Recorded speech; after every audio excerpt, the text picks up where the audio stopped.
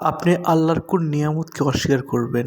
আমরা সব কিছু দেখতে পাই যা আল্লাহর সৃষ্টি, তারপরেও আমরা ভুলে যাই ওই সৃষ্টিকর্তার নাম। আমরা ভুলে যাই আমার রিজিকদাতার নাম।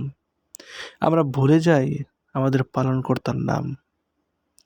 আল্লাহ তাআলা আমাদের জন্য এই দুনিয়াকে সৃষ্টি করেছে এত সুন্দরভাবে, যা আপনি আমি উপভোগ করি সৌন্দর্য। কত সুন্দর ঝর্ণা, কত সুন্দর পাহাড় দাঁড়িয়ে আছে, কত সুন্দর নদী, কত সুন্দর সমুদ্র, যে সমুদ্রে কত বড় বড় জাহাজ, লঞ্চ চলাফেরা করে, যা তৈরি লোহা দ্বারা। আপনি কখনো চিন্তা করে দেখেছেন, এক টুকরো লোহা যদি পানিতে ফেলে দিই, এটা কিন্তু ভেসে থাকে না, এটা কিন্তু ডুবে যায়। কিন্তু টনকে টন লোহা দ্বারা তৈরি একটা জাহাজ কিভাবে পানিতে ভাসে? এমনকি প্রশ্ন আপনার আমার মনের ভিতরে কি জাগে না?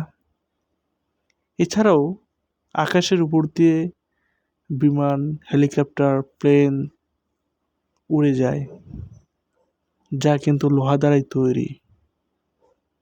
আপনি উপর মুখে একটা লোহা ছুঁড়ে মারেন, দেখবেন যে নিচের দিকে চলে আসতেছে, কিন্তু এই লোহাই আবার উড়ে যাচ্ছে।